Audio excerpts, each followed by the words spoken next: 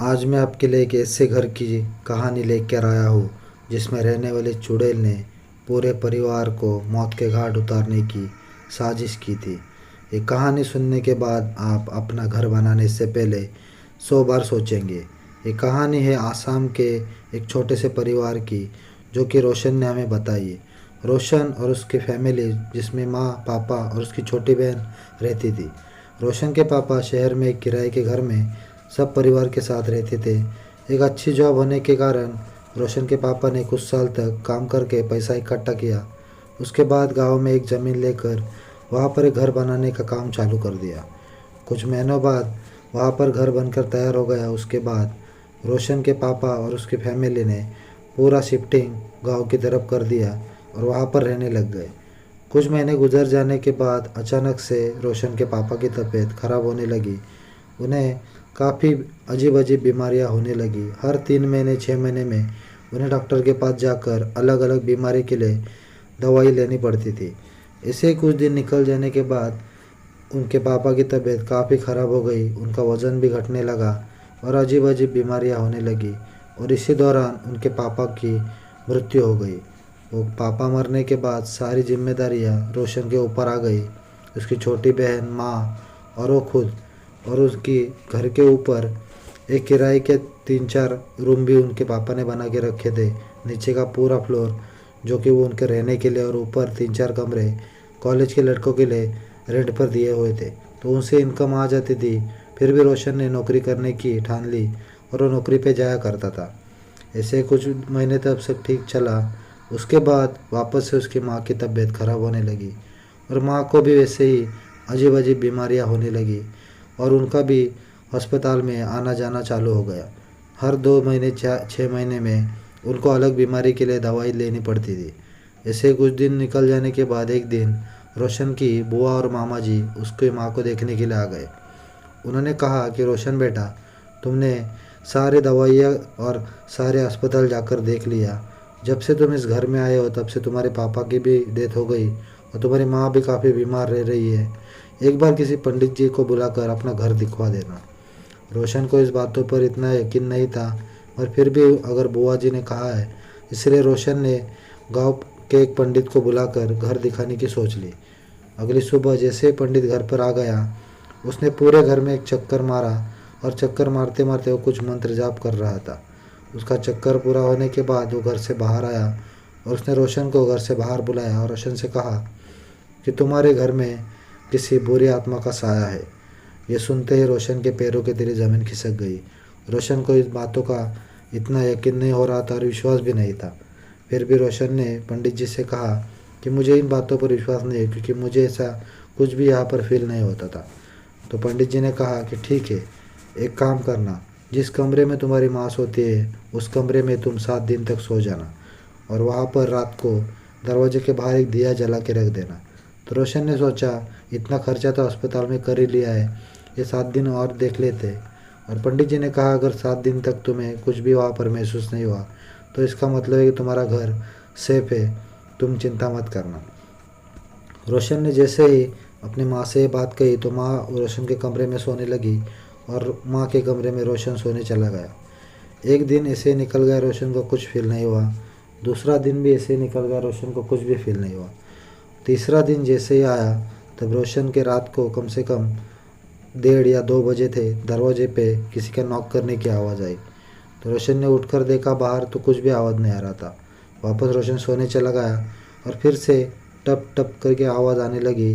तो रोशन के लगा कि बाथरूम का नल चालू रह गया होगा, इसीलिए वापस से वो किचन में जाकर बाथरूम में देखा तो नल भी बंद था। और उस दिन भी रोशन का कुछ नहीं ऐसा महसूस हुआ। चौथे दिन जैसे हुआ, रोशन को किसी के कील ठोकने की आवाज़ आने लगी और दरवाज़ा नॉक करने की आवाज़ आने लगी। उसे लगा कि ऊपर जो लड़के रेंट पर रह रहे वो कुछ काम कर रहे होंगे रात को, इसलिए रोशन उनके रूम की तरफ गया और सारे रूम के दरवाजे खोलकर उन्हें देखने लगा, मगर सारे लड़के सो गए थे। तो रोशन ने के मन में थोड़ी सी डर पैदा हो गया था।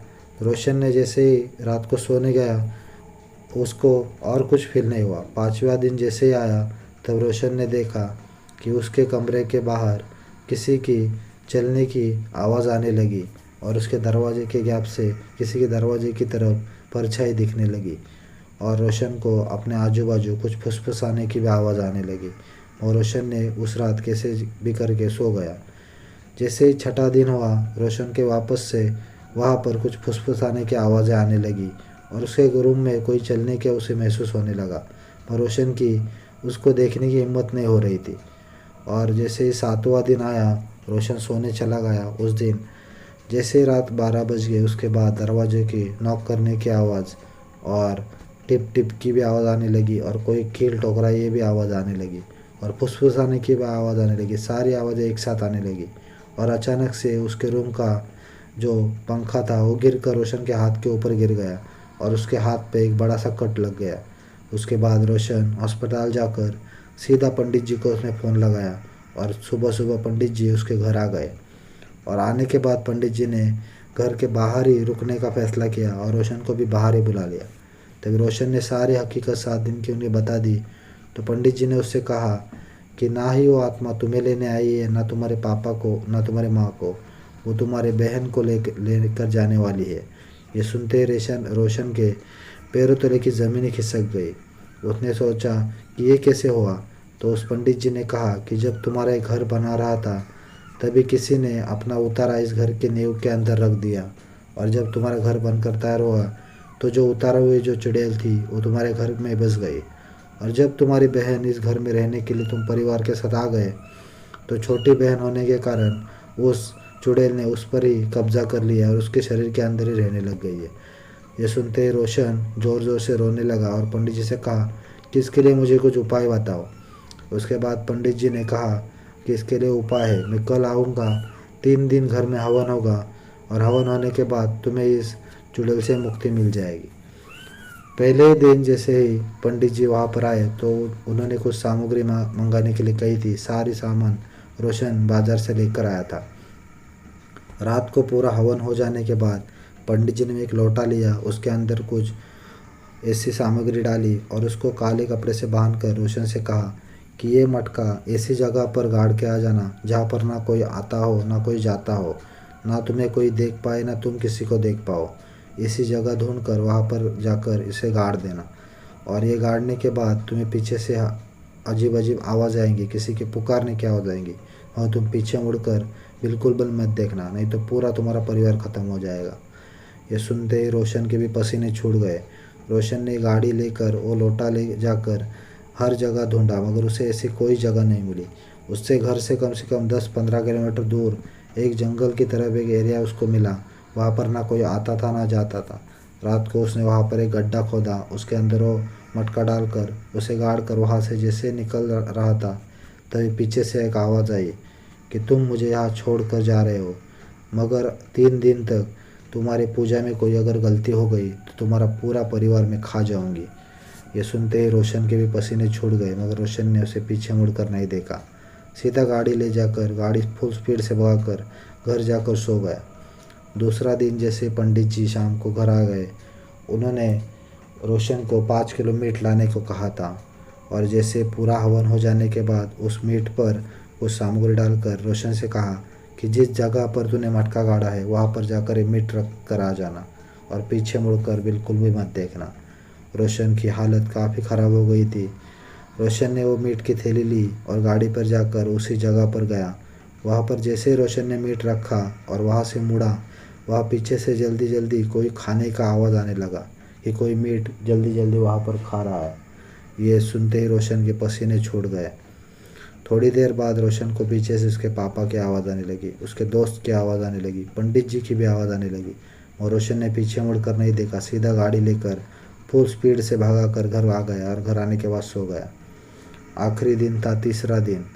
पंडित जी ने उससे कहा कि इस बार कोई गलती ना होने पाए, कुछ भी हो जाए तुम पीछे मुड़कर बिल्कुल भी मत देखना, तुम्हारे साथ चाहे जो कुछ हो जाए, और ये पूरा काम ख़त्म करके तू घर वापस आना। तीसरे दिन पंडित जी ने वापस से मीट मंगवाया और शराब मंगवाई। पूरा हवन रात को 2-2:30 बजे तक चला। उसके बाद पंडित जी ने सारी सामग्री देकर रोशन से कहा कि ये सारी सामग्री उस जगह पर जाकर रख देना। वहाँ पर जाने के बाद रोशन ने वो सारी चीज़ें, शराब और मीट वहाँ पर रख दिया। वहाँ रखने के बाद रोशन ने जैसे ही घर की तरफ जाने के लिए मुंह किया, पीछे से कोई शराब पीने की आवाज़ आने लगी और मीट खाने की आवाज़ आने लगी। और इस बार ना किसी के पुकारने की आवाज़ आई, ना किसी को चिल्लाने की आवाज़ आई। इस बार रोशन के गर्दन पे एक सीधा हाथ आया और उसके नाखून उसके गर्दन में घोंपने लगा। और रोशन बिना डरे वो हाथ झटक कर वहाँ से भागने के लिए तैयार हो गया और उसने 2 किलोमीटर तक एक दौड़ लगाई। ना उसने गाड़ी ली ना कुछ लिया, सीधा भागते भागते वहाँ से एक गांव की तरफ चला गया। गांव में उसने घर में जाकर उनसे कहा कि मेरी तबीयत कुछ ख़राब है, मुझे कुछ पानी पिला दो और थोड़ी देर मुझे यहाँ आराम करने के लिए दे दो। उसके बाद रोशन ने पंडित जी को फ़ोन लगाकर ये सब बातें बताई। तब पंडित जी ने कहा कि तुम वहीं रुक जाना। पंडित जी ने 2 चेले अपने साथ मिलाकर रोशन की गाड़ी वहाँ से लेकर चले गए और रोशन को भी लेकर घर चले गए।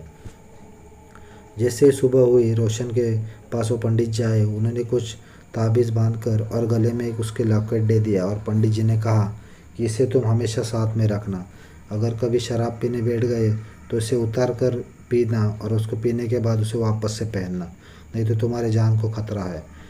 कुछ महीनों बाद ऐसे ही सब ठीक चल रहा था। रोशन की माँ की भी तबीयत सही हो गई थी। एक दिन ऐसे ही दोस्तों के साथ रोशन शराब पीने के लिए चला गया और शराब पीते पीते उसने ताबीज़ उतार कर रख दिया था और ताबीज़ नीचे गिर गया। मगर रोशन को इतना ध्यान नहीं रहा और रोशन घर के लिए निकल पड़ा। मगर पूरी रात रोशन घर पर नहीं आया था। उसकी माँ भी काफ़ी परेशान थी, उसका फ़ोन भी नहीं लग रहा था। अगली सुबह उसका एक दोस्त आया घर पर और उसके दरवाजे पे नॉक करके उसके माँ ने दरवाज़ा खोला तो उन्होंने कहा, आंटी, रोशन अपना ये लॉकेट वहीं पर भूल गया था। और वो ताबीज़ देखकर उसकी माँ को काफ़ी टेंशन हो गया। उसने जल्दी से पंडित जी को फ़ोन लगाया, मगर उसको ढूंढते ढूंढते पूरे 24 घंटे हो गए। रोशन कहीं नहीं मिल रहा था। तभी रोशन को होश आया तो रोशन बिना कपड़ों के फिर सिर्फ अंडरवेयर में उस जगह पर पड़ा था जहाँ पर उसने कलेश गाड़ा था। रोशन ने देखकर रोशन काफ़ी डर गया और वहाँ से अंडरवेयर में रोशन 15 किलोमीटर तक चलकर घर आ गया। घर आने के बाद उसने पंडित जी से फ़ोन किया और उनको घर बुला लिया। उसके बाद पंडित जी ने उससे कहा कि तुम्हारी किस्मत अच्छी थी कि तुम बच गए, नहीं तो तुम्हारी मौत आज पक्की थी। क्योंकि जब 3 दिन होम होने के बाद पंडित जी ने रोशन से कहा था कि तुम आज से काली माता की पूजा करना चालू कर दो, वही तुम्हारी रक्षा करेगी। और उसी पूजा के कारण आज रोशन की जान बच गई थी। उसके बाद पंडित जी ने वापस से एक ताबीज़ को सिद्ध करके रोशन को पहना दिया और आज तक रोशन के गले में वो ताबीज़ है। और रोशन भी आज से शराब पीना उस दिन से बंद कर दिया और उसका घर फिर से खुशहाल भरा चल रहा है। ये कहानी पसंद आई हो तो चैनल को सब्सक्राइब करो, वीडियो को लाइक ज़रूर करना।